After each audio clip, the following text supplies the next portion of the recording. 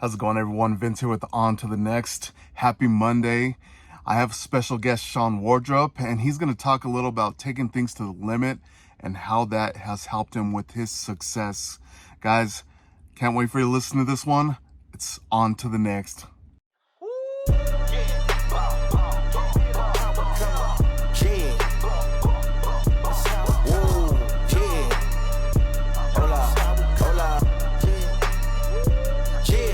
It's been a long time coming. They ain't cuffing my cloth, they tugging it. Putting up numbers, 99 pounds, and I still kept it 100. Yeah, it's been a long time coming. They ain't cuffing my cloth, they tugging it. All right, everybody. I have Sean Wardroup on. Am I saying that right? I always think that I'm saying your last name. It's a tough name to say correctly, but it's so simple. It's Wardroup. Wardroup. Yeah, yes. that's it. And as long as I know you, because it's a difficult name. Yeah, you're actually married to probably my favorite person outside of my wife and kids, my sister, which is I feel lucky to have you as a brother-in-law. So just say that. I'm gonna put that out there right now because it's been a pleasure to know you, and I couldn't wait to get you on this podcast because I'm like, man, I don't know why. yeah. I don't know. Clearly, you're hurting for guests. Yeah. Yeah. No, I appreciate being on it. I've never done anything like this before, so it's interesting to me. But you've got a great journey throughout your life, including even I want to talk about like your mother, like how she's been an influence in your life. Yeah. And how you've gotten to where you're at. So how you doing tonight, man? I mean, I'm doing good, man. Shaking off my day like everyone that probably might be tuning in. I worked all day and just shaking off the day, and I'm good today though. Yeah. Yeah. Yeah. And I always look at it as, each day packs us in something like unexpected, Yeah. and it's like you got the long journey and then you got these little short journeys of like, I want to go to bed like now, that way I can start my next day sometime, or else I want to go hit a drink, that way I could forget my day today. Yeah. But hit a workout, get a cold beer. Yeah. Dude, and I mean, I want to talk about some of the stuff you do now with like releasing like some of your like tension and whatever you got, your fighting stuff, but it's kind of like what you started off real young doing, right? Yeah, it is. It is. My journey started in I don't tell a lot of people this, in California. Yeah. I was born there, in Woodland Hills. We won't go all the way back, but that's where I was born. And then I lived in both Northern and Southern California until I was 5. But I started in a jiu-jitsu class when I was about 5.5 years old in San Jose, California. And I took to it quickly, and it was an amazing guy. I don't remember his name, but I'll never forget him as an image. He was a Vietnam vet, I'm sure, looking back on it and listening to stories. My older cousins were involved, so they kind of helped me piece some of this together.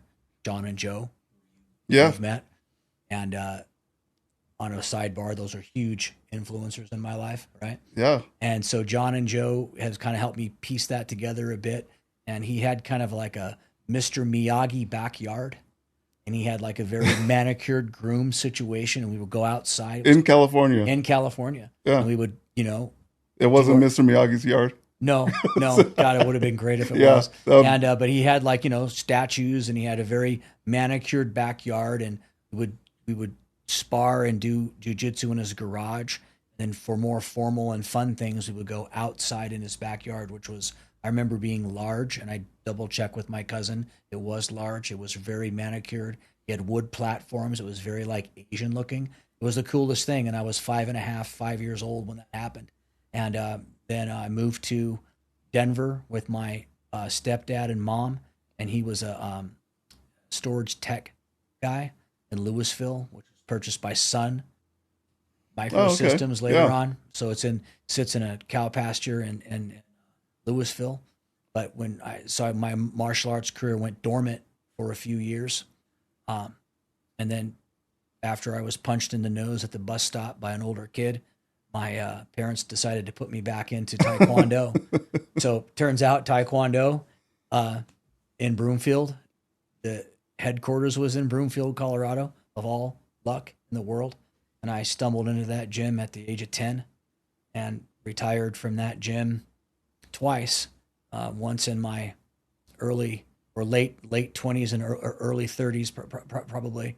And then again, I went back, tested for 4th degree black belt in my early 40s or late 30s. So not to bore everybody, but I've been in and out of martial arts my entire life.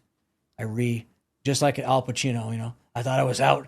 They pulled me back in. Yeah. So then I got involved in a UFC gym because your sister, my wife, was like, Sean, I see some things going on in this gym. I'm lifting weights here, but I'm seeing these guys punch and kick and do these things, and it reminds me of you, and you should check this out. And I was like, look, I'm not a UFC guy. That's ridiculous. I don't we've had that conversation. Yeah. And then of course that attitude leads you nowhere but to be wrong.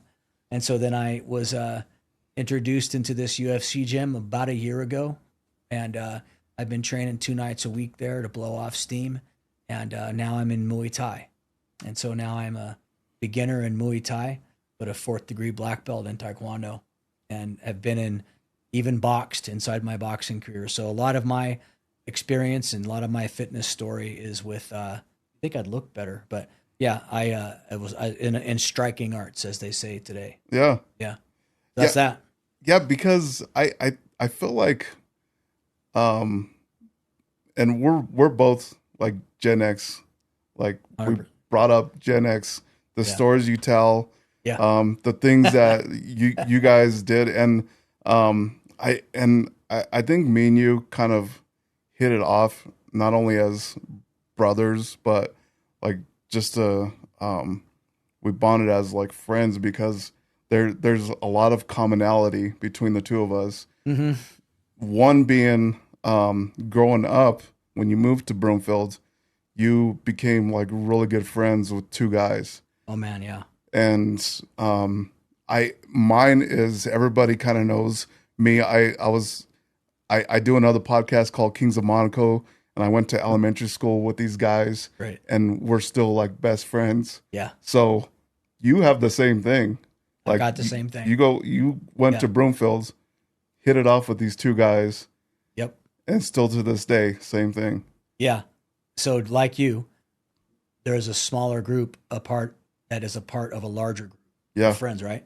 And they go, and you can trace them to elementary school, Emerald Elementary School, the Emerald Dragons in Broomfield. It's still there. You're like the king of dragons. The king of the dragons, man. And that's what we all kind of came from, this school. Broomfield was a small town, but it had a few schools, and so there was a few schools there. And then by junior high, we all merged, and a bigger group even formed yet.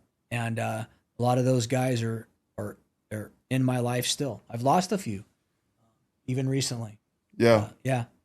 So it's been a bit of a journey to your friends start passing away. That's a gut check, right? Yeah. Yeah.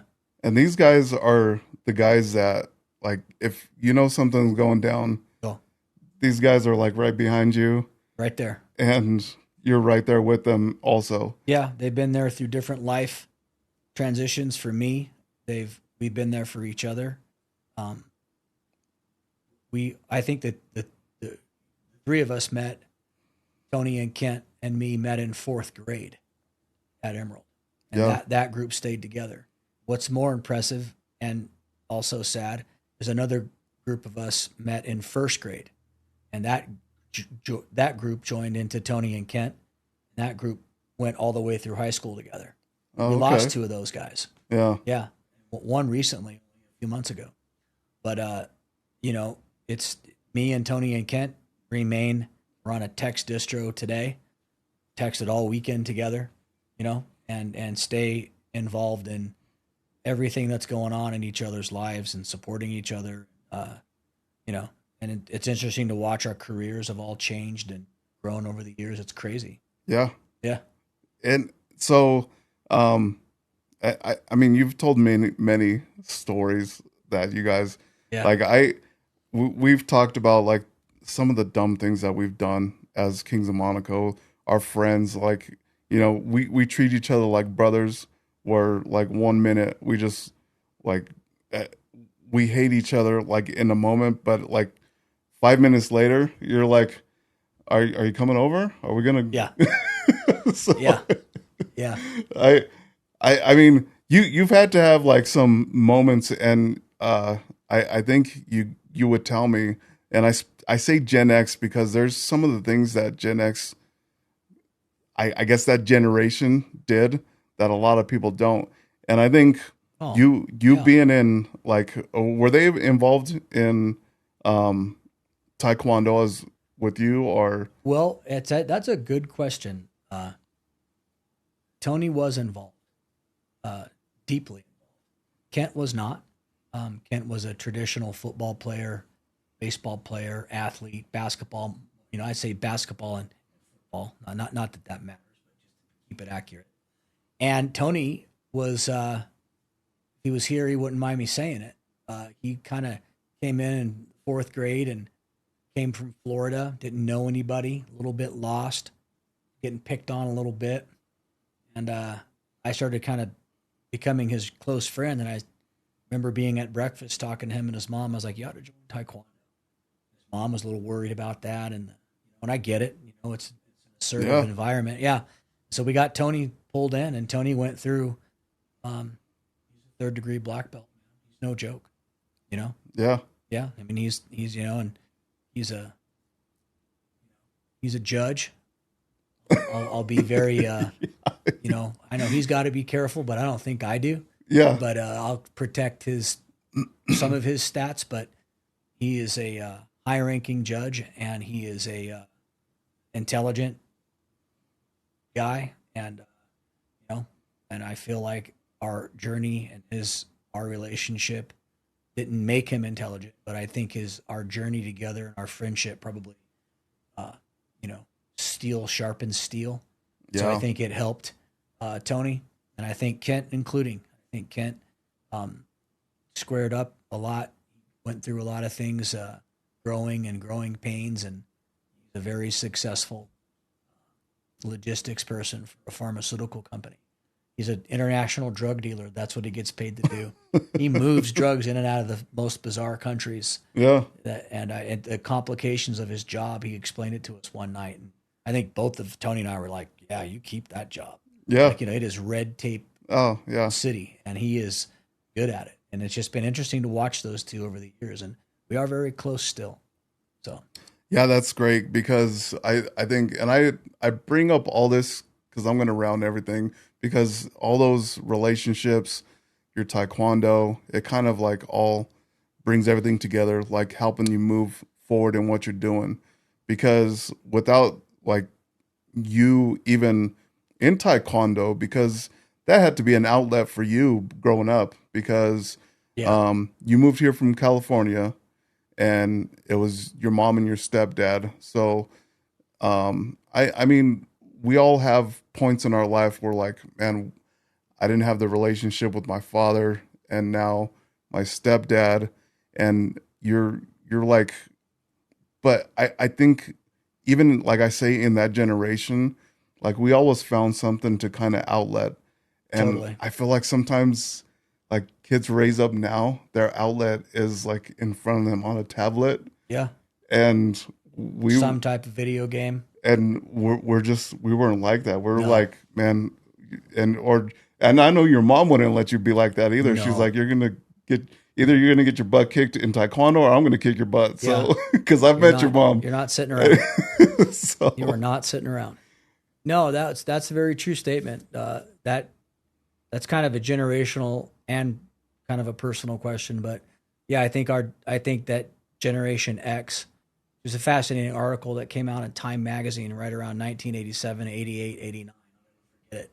And I thought I read that generational article in Time, and that is us. That's me, and I think that our generation is one of the last we've been influenced by the baby boomers, right? Yeah. And I think that we've got a lot of that grit in Yeah. us. And I think Absolutely.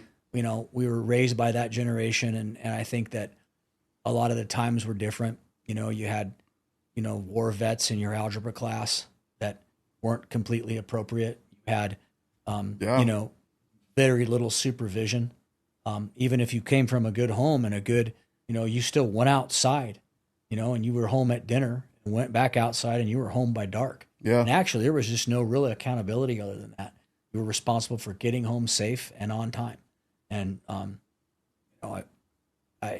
I think that's a fascinating difference between even my son, how I raised him. That was not the same.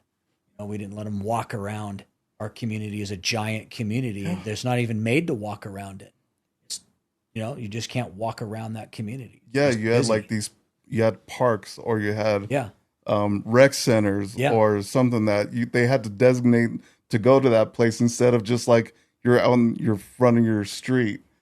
There's a comedian that describes this, and I don't know who it is, but it's not my analogy. But he said you were almost like a private detective. Yeah. You would get on your bike and go to your friend's house, and they would have left. And you would drive to your next friend's house and go, where'd they go? You drive to the rec center. Were they here? They just left. And, you were calling people, Yeah. driving around town. By the time you found them, it was 5 o'clock. You had to go home and eat, then hook back up with them again. Yeah. You might spend all day just trying to find your friends.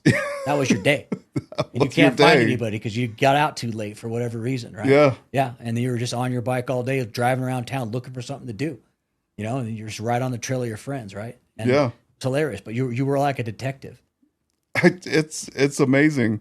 And so Yeah. so you like, and I feel like you would always tell me, oh well, I did this, but you were like, when you do something, you're like, it just can't be done like here, it has to be done here. Yeah. Okay. Yeah. I'm not exactly comfortable, really. And you know this about me. My friends Tony and Kent might chuck me on the shoulder and laugh, but I, somewhere along the line through martial arts and, tried to be really humble. And even in my successes, it's hard for me to talk about myself. I'm going to let some of that go. But my son has pointed out some things recently to me, even in the past 72 hours. And he said, Dad, you've done so many hobbies and pursuits, but not at a casual level. So, And I'm gonna like be, I guess I'll inflate for you if you need me, because I every time I hear about you doing something, I'm like, I'm talking about even your one thing, that because you grew up in Colorado pretty much, mm-hmm. and so you're like, I mean, you're in Colorado, you either ski or snowboard, Yeah. and so you're snowboarding, but you're telling me like, yeah, we're like helicopter dropping, Yeah. snowboarding. I did and that. Yeah. I'm like, And, whoa. and a lot of people in Colorado have, and, I snowboarded late in my life. But I took it up and I paddled in deep and I finished my career down in Silverton on a heli drop, as they say, Yeah, and did that a few times. And it was amazing. And I didn't mean to, but life transitioned and I kind of started snowboarding less and getting into other things. But I feel like I could still do some amount of snowboarding, but I don't know if that juice is worth the squeeze anymore, man. That's pretty hard on your body and hard on your knees, and oh, trust me. and especially the places I'd want to go and do. But could I casually snowboard on a day or two? I probably could still. Yeah, my son pointed that out. He said, "You've done so many things, but you've taken it to a level that is impressive," and I appreciate that. But I think there is a lot of people that do that in their own personal pursuits, and so I don't know that I'm unique in that, but I think I belong to that fraternity of people that go into things, explore them, and that could be anything from the snowboarding, or I didn't grow up. This is a touchy topic, but I didn't grow up with firearms in my house. I I had a family that didn't believe in that. Yeah. As an adult, I thought that was missing in my life. And so I started shooting clays with my mom and my brother. So we got into that. So we got into it big time. So then I joined a club and I learned how to, and I bought different shotguns and learned how to pursue that passion. And I won't go into the details of that. It's boring. But I learned how to do that at a level where it was either quit your job to get any better or just be satisfied with, hitting in the mid 80s out of 100. Right. So I didn't quit it. I just kind of like release that a little bit, have the shotgun downstairs still. And then and I have other things, but I guess to illustrate that, I also went into, I didn't know anything about handguns. And so before I would even buy a handgun, I took lessons from a person that was a professionally trained teacher. And so I did that for a while. And so I do have a tendency to when I do something, I give that pursuit the respect it deserves, and it keeps me occupied. It keeps me out of maybe thinking about work all the time or thinking about troubles and the world or the family, or it just kind of takes me away. And that could be anything I've ever done. And what I get, again, to give my son credit, he kind of listed off all these things. And I was like, yeah, I've done a lot of things, but I think a lot of people have. Yeah. I think you just transition through your life that way. I don't think that makes me, I just, like I said, there's a fraternity of people that do that. And I think I'm just a member of that club. Right. And so I'm going to back up a little because Please. I think that, to put everything into context, because, why do I have Sean on this podcast? Because yes, why? You've taken this journey and you tell me about, like, you're going through high school. And one thing I've learned that I know there's a lot of successful people that have gone through high school and they're like, they didn't feel challenged enough. Yeah. And that's why I mention a lot of these things like taekwondo, snowboarding, some of the things you do, because you're out there challenging yourself. You're pushing yourself to the limits. When at school, you're kind of limited to what is given to you. So you go through high school and you're like squeaking to just get to the end of high school, right? Oh, man. Yeah. I mean, you might not know this story, and I won't take a lot of time. You're the host, so you got to tell me when to transition. But I look, I was kicked out of high school. And I was kicked out of high school, I think my second semester of my senior year, sometime there. And I didn't know you could get kicked out of a public high school. I didn't know that it was even a thing. And the counselor, I forgot his name, or I'd out him. There was no help, no real guidance, as his job, the title said, guidance counselor. No, and I think that really if it wasn't the teacher's faults, it wasn't the guidance counselor's fault. It was a part of my personality that I learned only within the last 18 months. And I went a long time in my life and I took a personality test called Values in Action. Yeah. I just did it 18 months ago. If you've never done it, I recommend it. And it nailed me to a T. And maybe it wouldn't nail you or anyone else listening, but it nailed me. And my number one value was love. And I was offended. I thought I was taking a business like person. I was like, I'm this Taekwondo cowboy, and this is not who I am. I was like, what are you talking about? I run a construction company with love. And then then quickly my coach, after she laughed, was like, well, that aspect was from the people and the relationships that I've formed to do the jobs and do the things and all my pursuits that I do, my family, my friends, my coworkers who become my family. So I love them, and I do. So people know that. And the second thing was respect, gaining respect and giving respect. So looking back at that, and I've talked to people about it, I didn't have a ton of respect for all the teachers at school. Yeah. And my music teacher, Jeannie Card, total respect for her. And that kind of kept me in the game, right? I was in choir, believe it or not. Yeah. Show choir back in the 80s was so cheesy, but I was in that. And that kept me kind of engaged in the school. And I had a couple teachers that I really liked that really liked me. But the vast majority of my teachers, I looked at them and I had no respect for them, and they didn't show me respect. So I did not show them respect. And so I was a very social guy. Yeah. So I was organizing keggers and parties and senior ditch days or any ditch day. And I was just all about being with my friends. Yeah. I loved my friends. Because your friends they respected you. They and you respected me and them. they loved me, and we had a good time together. Yeah. And it was all about that in the 80s and that time period. And so we had really good, close personal friendships with a lot of people. And that was my priority in school. They invited me to leave. I took them up on it. And I went up to Fairview High and in Boulder. Yeah. And, I'm a kid that from Broomfield, you wore acid wash jeans and snakeskin gray cowboy boots. So I drop off at Fairview and they are not wearing those kind of clothes. I wore a t-shirt and jeans, and that was like cool at Broomfield. Yeah. Just 25 minutes to the west, it was not cool. Polos, right? Dude, it was just anything. It was all very high fashion for that time period. And it was bizarre, and I didn't fit in. And so I left after a semester. I was borrowing a motorcycle at the time from a friend of my mom's.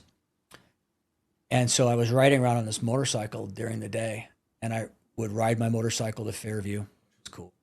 And I would ride it back, and I just left school one day, and I drove up to Front Range and said, I want to go to college here at Front Range Community College in Westminster, Colorado.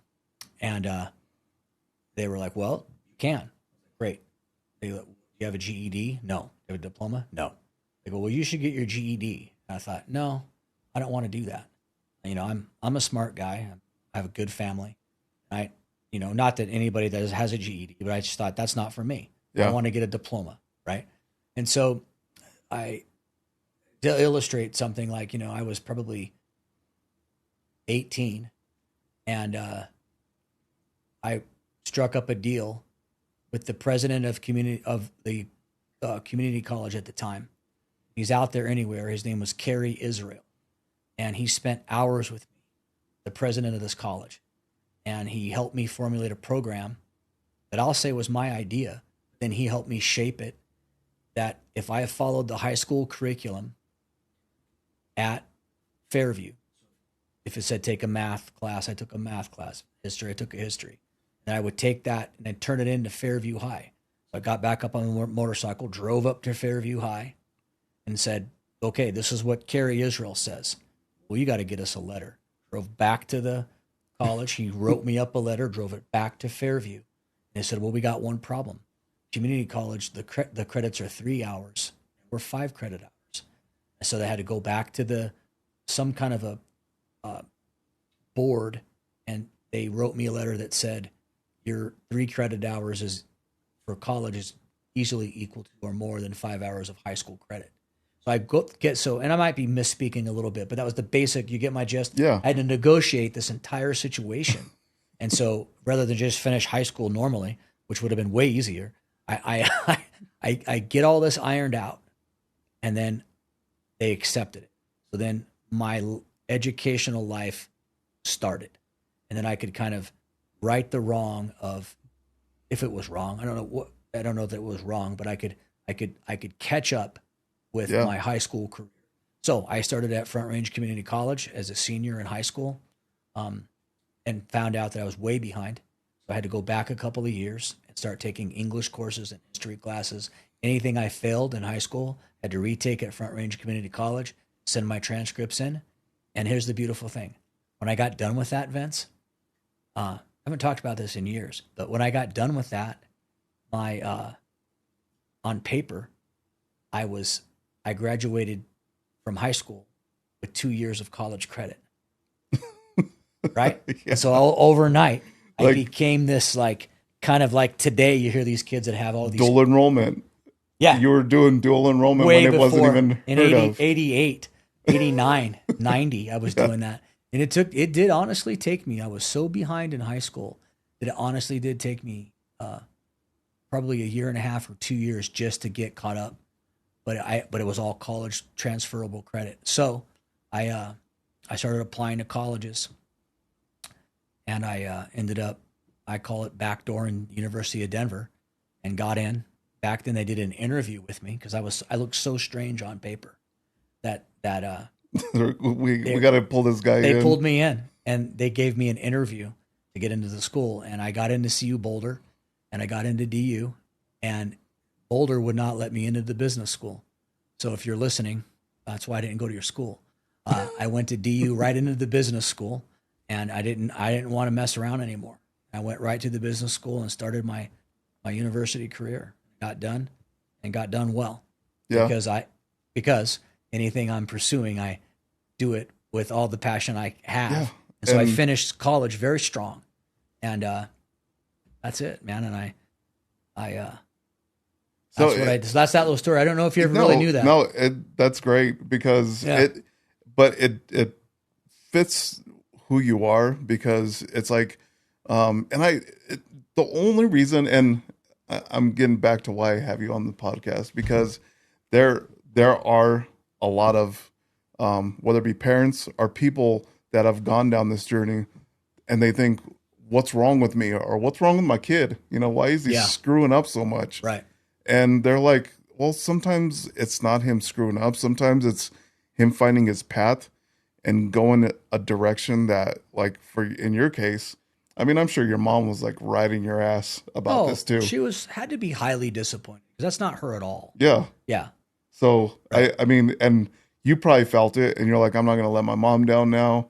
I have a new challenge in life. Mm-hmm. And then you took it on, and you're like, okay, this is actually something I want to do. So, and that's why it's so important, because there are a lot of people who like have kids that they don't feel challenged, and it's like, man, find the avenue for them, because like, I'm going to talk, after you graduate from DU with top of Dean's list, right? I mean, I graduated with honors from DU. Yeah. Wasn't the top, but I was holding on to the very bottom 10th of on the Dean's list. Yes, so. But I just I just barely got on, but I did it.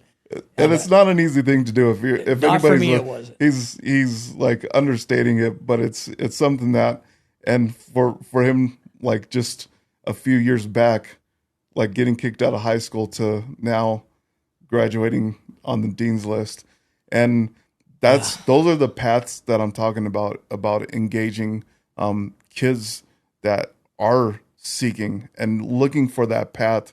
And I feel discouraged because nobody understands me, but like sometimes you just got to say, I'm just going to do it. And yeah, like, and that also goes back to the Gen X thing though, because it's because you had to look for all your friends all day for the solution to find out what you were going to do, even for the night, because you wanted to spend the night at the friend's house because it was the summertime. So you didn't want to get really left out. So I didn't want to get left out by my view of what was the rest of my education, the opportunity of college, and then forward. So I just chose that because it felt like what I had to do. And it probably isn't what I had to do. I probably could have just started working and then pursued a job, and knowing my personality, I probably would have been just fine. So I'm not saying that college is the right way for everybody. It just at that time was the goal I set for myself, and I wanted to achieve it. Well, and that's the thing, is like, it's something that you've put, and if that path is something other than college, hey, my son, he has a good business idea, or right. Or if I have a good business, if somebody in their 20s is like, man, I have a great business idea, but like, man, sometimes it's just taking that step, getting on the bike, like you said, on that motorcycle, and taking the trips back and forth to get to figure that. it out, to pound it out, to figure out, and I didn't even realize, and that those are good traits to have for me, but it also, it also can cause issues. Like I look at something and go, I don't agree with that process. Yeah. And then I'll start prodding the process. Well, the the trap will slam on my hand. I'm like, well, that's the process. You got to do it. But I do look for, not that I'm a rule breaker, but I do constantly, I think as an entrepreneur, as a business, I'm a partner in a construction company now. And, which is after what happened after DU. If that's if that's the point of some of this is to talk about transitions, right? Yeah. So I spent the last 29 years at Geordie Construction, and that is a process, and that is an industry where if you just follow what they tell you to do, you'll never get anything done. And so it's about negotiating, and it's about finding your way through bureaucracy, or finding your way through other people's processes at your trade craft, trade partners, businesses, finding the suppliers, and like, do we really have to wait 20 weeks? I'm always finding ways to get it done in 10 weeks. Yeah. Well, that goes clear back to finding out a way of graduating with a diploma versus a GED, just because I didn't like the sound of it. And I don't like the sound of something taking 20 weeks, and it might take 20 weeks, but I always am the person that asks those questions. And that is a generational thing. Yeah. I think it's personality. Yes. For those of you that are, probably saying that, but it's also just the way you were raised in the particular generation of, it's not going to be handed to you. It isn't going to come to you. You've got to go find it, even to your playmates. It's because a lot of the times our parents would tell us, well, I'm not going to do it. You need to figure it out yourself. Yeah. And so you're like, well, I guess I'm going to figure it out myself. Right. And I did. Yeah. And sometimes the hard way. Yeah. Sometimes the hard way, man. I don't recommend my path to anybody listening. And I'm not even that. It might sound like I'm proud of my path, and I'm not. I'm just, that was my path. I'm not touting it as see how I did this. I'm saying this is what I did. And I've talked about it professionally before, and some people are fascinated by it and love it. And I can tell some people, I was like, oh, I said too much. Yeah. You know what I mean? But, so. I would have never done that. Yeah. So I said, I'm hiring this guy to build this complicated thing, and he got kicked out of high school. That's the only thing they can hear, Yeah. So I don't talk about that very much, but it's just a part of me. It's part of who I am and my journey, and it's what happened. And I spun it into probably, for me, a really good experience. Yeah. And so going on to Geordie, and I want to get into something else we were talking about. I don't know if you knew we were going to talk about it, but so you've been with this company for 30 years, and I feel like, because I was in the transportation industry for quite a while. Yeah. For almost 20 years. So is my friend Kent. Yeah. Yeah. And I found like at a time, like, as it was a time for me to pivot. But sometimes, and I tell people, like, don't, like, my path isn't your path. Your path isn't somebody else's path. Sometimes your path is within what you're doing. Like, to pivot, how do I grow in with what I'm doing? Because sometimes we become stagnant in what we're doing. So when somebody hears like, oh, you've been with the company so long, 30 years, like, man, I think sometimes it would be a dream to just be able to stay within that company. Mm-hmm. But you've had to like pivot your way through, like, starting from, in sense, the bottom to now. Oh, the very bottom. Yeah. Yeah. Like having to pivot, and some things probably you're like, man, there's no way I'm going to make it through this, to where you are now as a partner with the company. Mm-hmm. And I mean, I would say you've had a success story that a lot of people would be like, man, if I could get to that point, and I appreciate your story in that way, because I do see you as, in my life, as a mentor in that way, because you've that taken completely this. Concerns me about you, but okay. Like you've chosen the wrong dude. You need to quickly reevaluate. Yeah, we need to switch chairs here. Yeah. So, but yeah, I mean, all kidding aside, I do really see you in that way, because you've taken steps to put yourself at that level, and now it's like,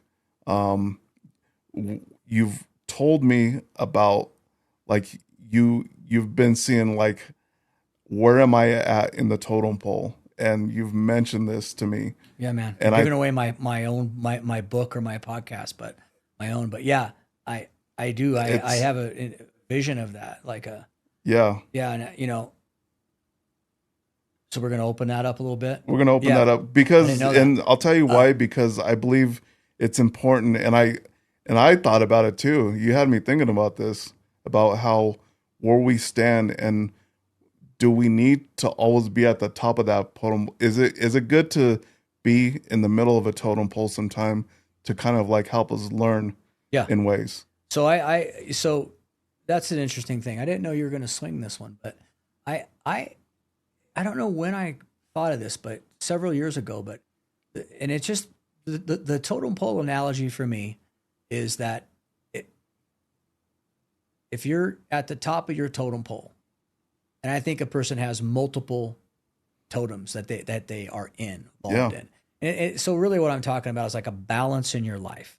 So if you're at the top of your totem pole in every aspect of your life, which I know people that are that way, I think that you're at risk of not being aware of yourself, not having humility, not learning.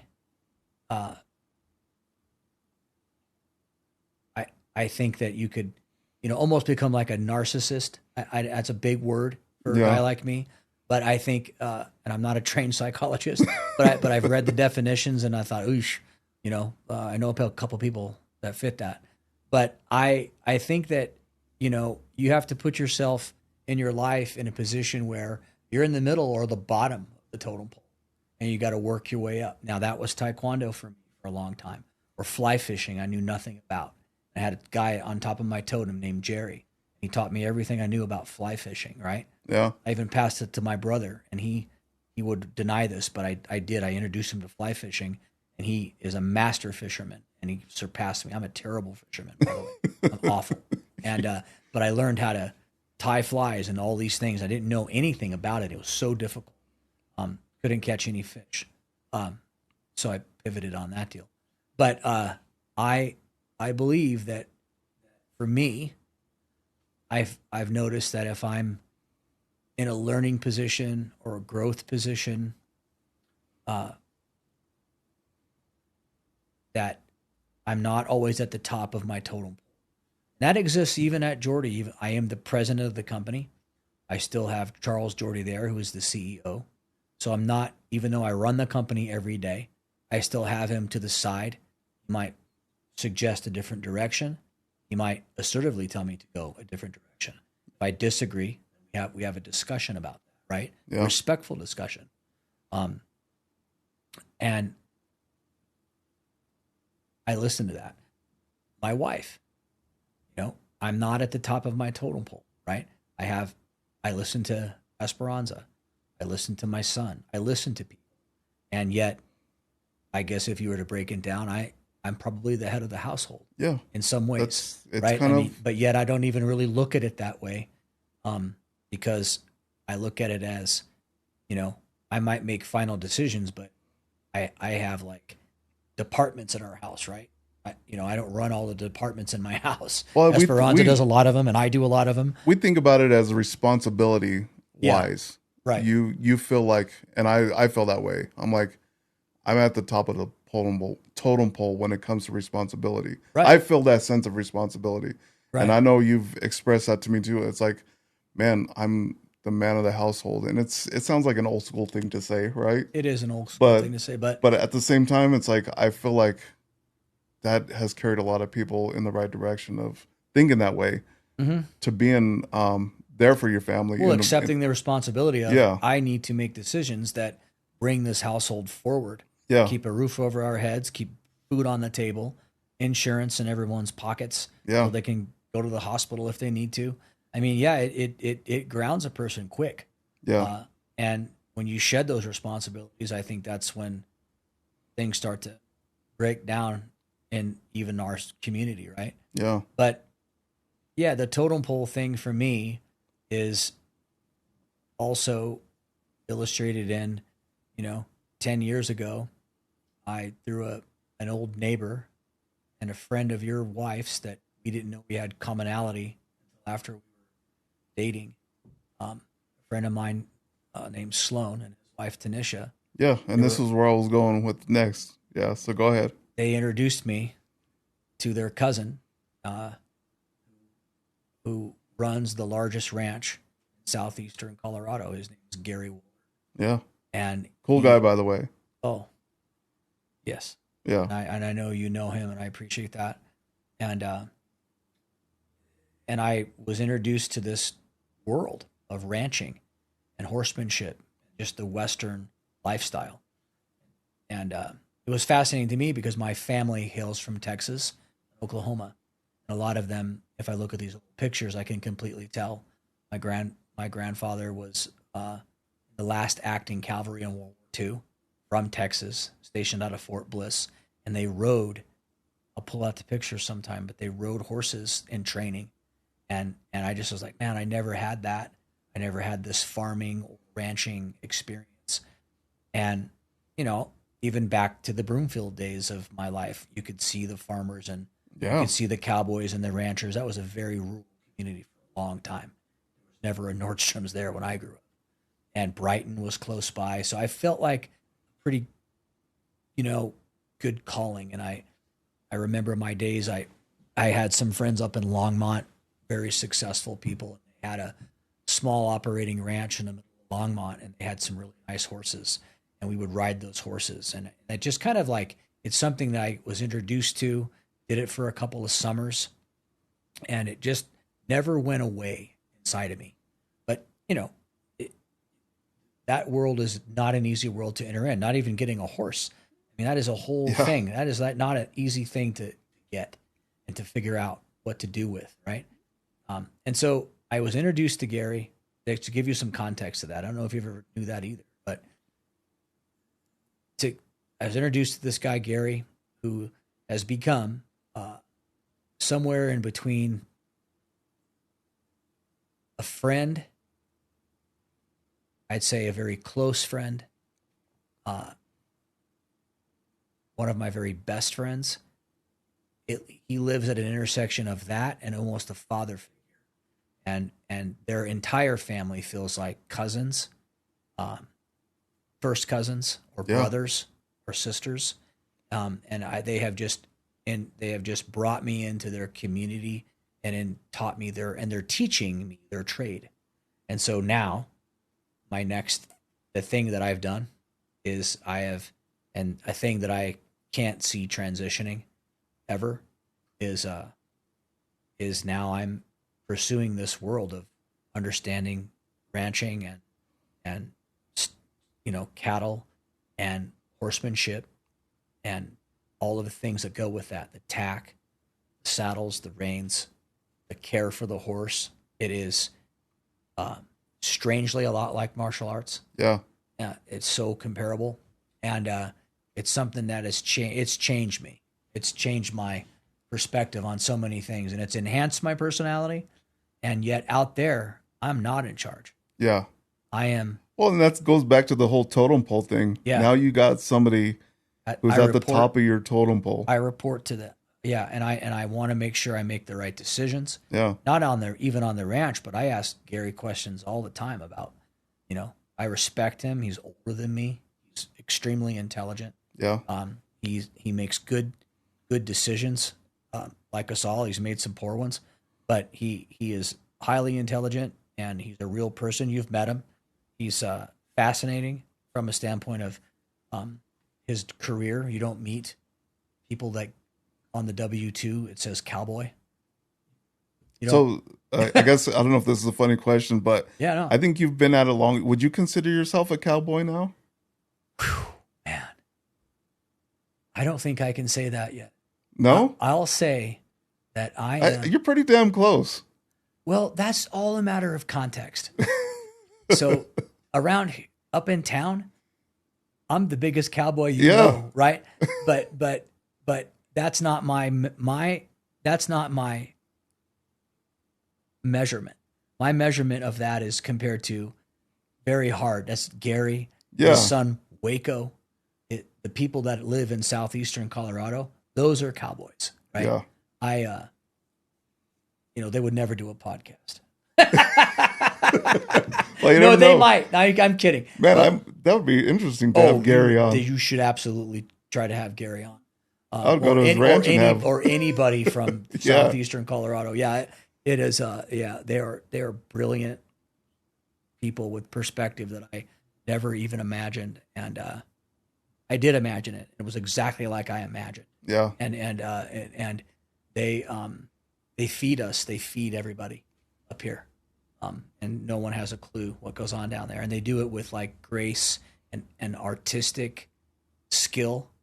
And common sense and intelligence and hard work every day. Yeah. And that's last night we had a hamburger.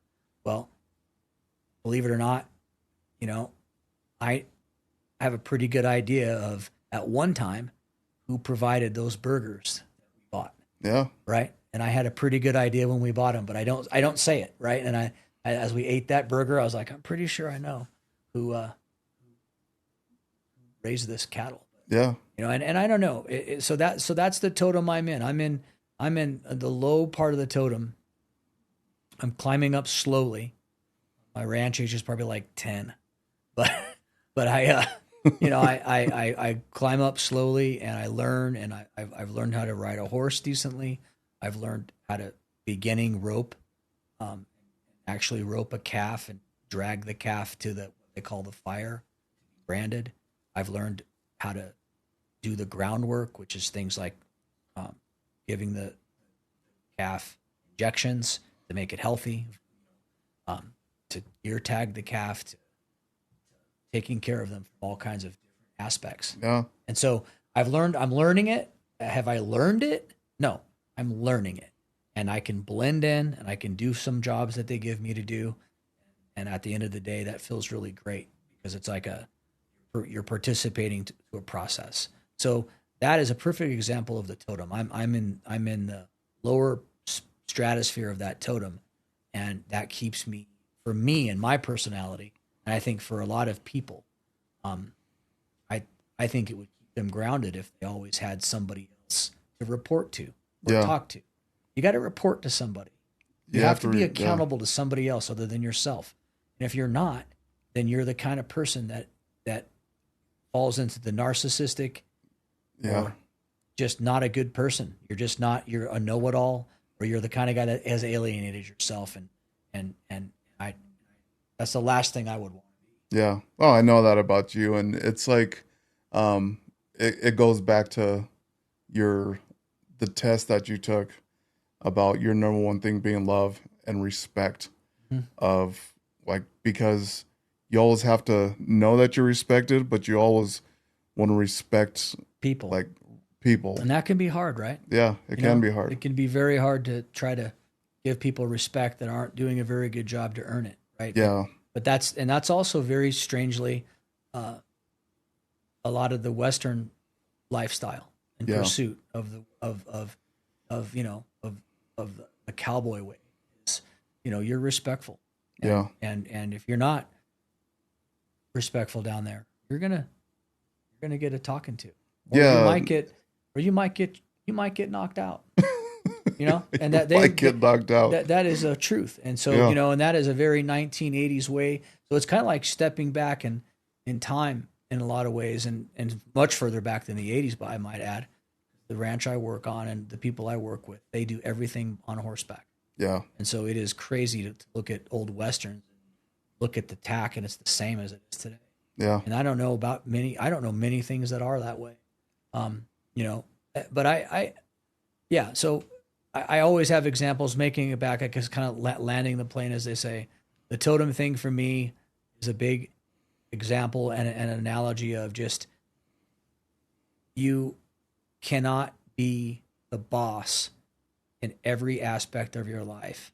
Or for me, you would have painted yourself into a corner, and your perspective and your family and your friends are probably miserable around you. You just know everything, constantly shooting everybody down.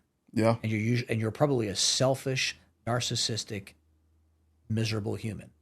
That's most likely. it's not a way that No, I mean, who wants to live that way? Who wants to live around somebody that way? I don't think And people do. yeah, And so I make deliberate. So when I pursue my things, and sometimes people tease me for it, I know Tony and Kent do. You know, what is he doing now? You know, but they know me over the years that that's just a part of who I am and what moves me forward. And yeah, because I mean, they're probably thinking they're in their mind, they're probably like, what's he "What? doing now? I guess Sean's a cowboy now because that's when Yeah, he goes into something. right. He It's used to like, mountain bike. yeah, Yeah, you know, and I was so like, you know, I did that, right? yeah, Yeah, my son was joking. He's like, "Man, Dad, you've done so many things. It's crazy." And yeah, I I have, but I'm 57 years old, and you know, hobby and physical pursuits, and it's always been kind of my thing. yeah. It's kept me balanced.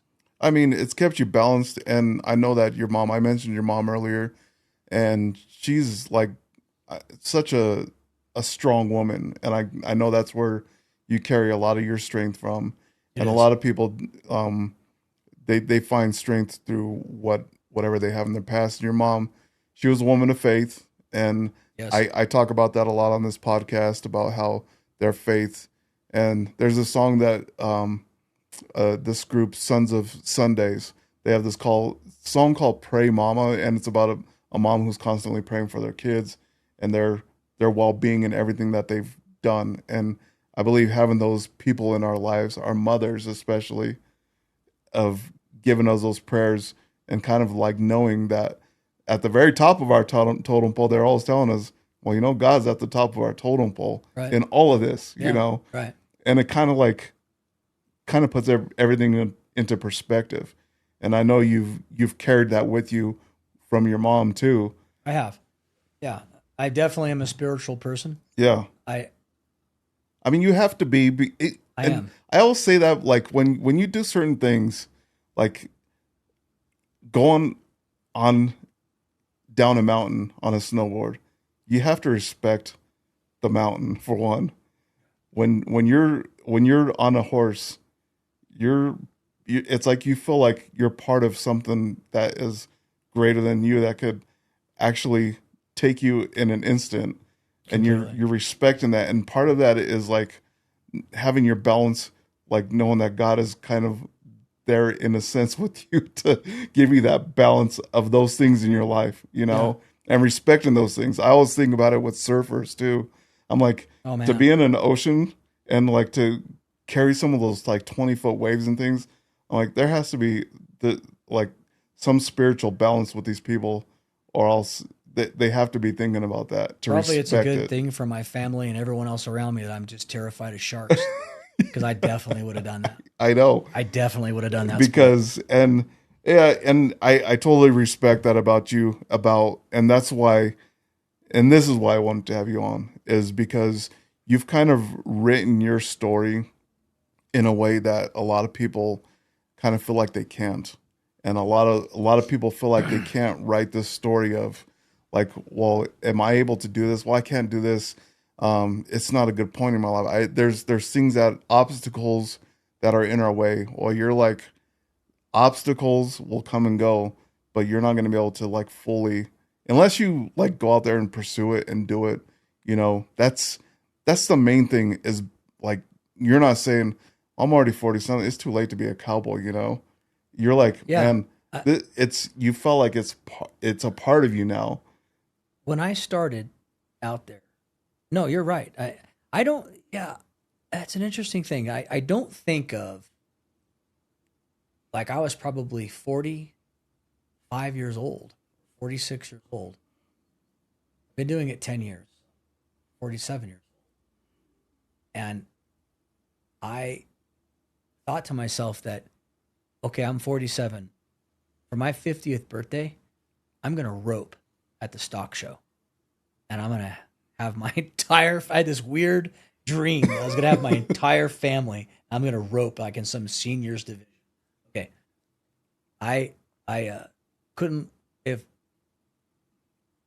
all the cowboys heard me, they would laugh so hard, because I did not know how difficult all of that was, all of the skills were.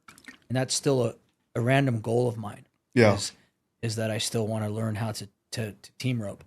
And that's on my list. And I'm inching towards that as we speak. So we'll see what happens. But I'm inching towards it. I'm organizing that literally today. Yeah. I'm gonna start taking those types of lessons and going into that, because in my age group and in this pursuit of my life, I mean, that'll just be my golf. Yeah. That's what I'm gonna do. So that's a hard golf. That's a hard golf, man. Yeah. You don't lose a thumb at golf. Yeah, I know. You've really messed up. Yeah. But that's what I'm going to do. And I'm going to do it. But,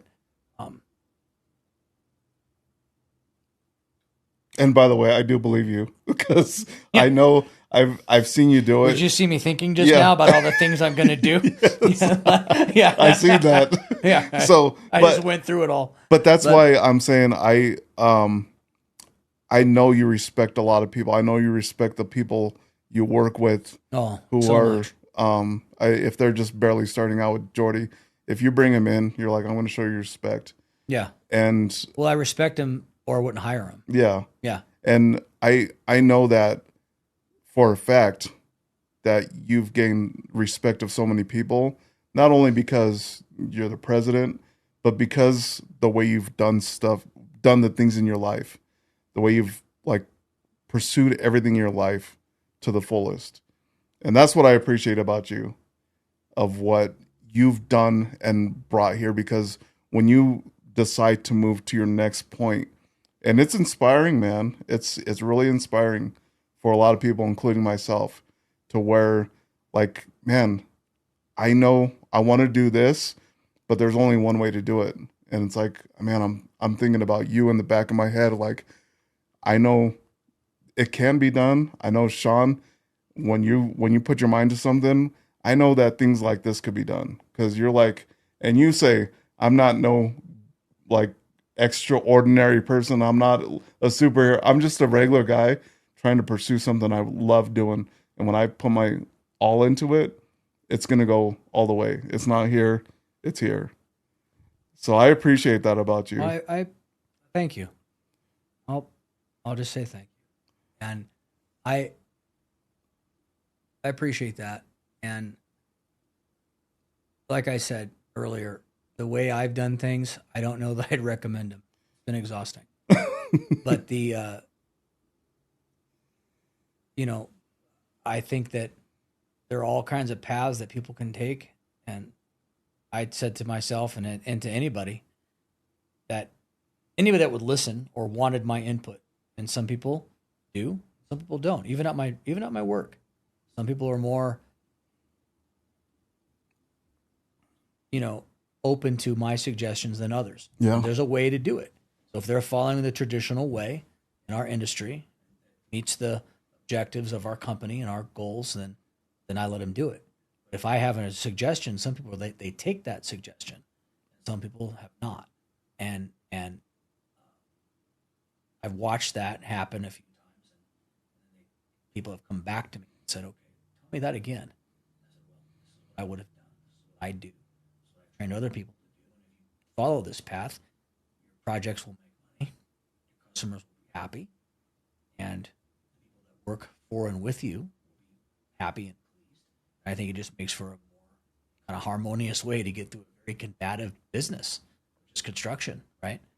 And I think I can say that about a lot of things I've pursued, whether it be an activity, a sport, a hobby. If people want my opinion, I'll try to give it to them, and try to talk them through it. But I try not to give unsolicited advice. At work, it's my job. Yeah. I try not to give unsolicited advice just in my personal life. Right? It doesn't go well all the time. So. Yeah. Well, I see what you're doing, and I think it's great. And like I said, it's cool that you look at it as the perspective of, and that's why I mentioned the totem pole, of sometimes you just have to be in the middle of the totem pole or at the bottom of the totem pole. Yeah. It's kind of I need that new challenge. I need that new way of looking at things. So you gave me a new totem example. The only way, most likely, that if you were isolated and alone, and you didn't have for whatever reason, social network, you had a family, but you were at the top of your totem, you found yourself at the top of your totem pole in every instance of your life, maybe the spiritual connection is the only way you could live, because that made me think of that when you said that. Yeah. So maybe that might be the only example that you could maybe get through that. Yeah. Right? I don't know. That's a great example. So, but you're really not top of any totem pole. Yeah. And if you are, you still have resources and help. That's another thing about, if I ever put pen to paper on this, I'm wore out, can't do anything anymore. I'll write a book. But you're really not at the top of the totem. Yeah. I don't think in any example, you always have resources and help and support from friends, family, from your God, from your wife, your brother, son. You're never really totally alone. And if you are, I'll say it again. The only way you could probably get through that is if you had a spiritual connection. Yeah. That's where I believe the total. Well, that's good, man. I appreciate you doing this because I know you're a busy man. I always get these people that like more busy than anybody. Yeah. I mean, it's like, man, can you just give me a couple hours? Because I found like you as an individual inspiring, and to not only me, I think to a lot of people, including your kids. I mean, that's why your son mentioned it, because he like realizes like, man, my dad's actually pretty cool. Yeah. So maybe he's old enough to at least realize I'm not a nerd. Yeah. But whatever that is. But yeah. I appreciate it. No, I appreciate this time, and this was fun. Yeah. Scratching the surface, making me think about all kinds of stuff. Hey. I can't believe I can't believe as much time went by as it did. I know.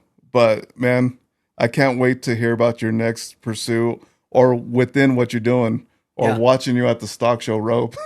Yeah. So, yeah. I can't wait, because I know those moments will come. So man. Yeah, man. I hope so. So I congratulate you on your new pursuits. Yeah. On your new careers and this podcast, and I appreciate the Kings it, of Monaco, and this is on to the next, right? This is what you call that. On to the next. On to the next. And so I think that you are onto something you're well suited for. Yeah. Which is also inspiring. Yes, I appreciate that. Sean, thanks. Thanks, appreciate it. All right. See ya.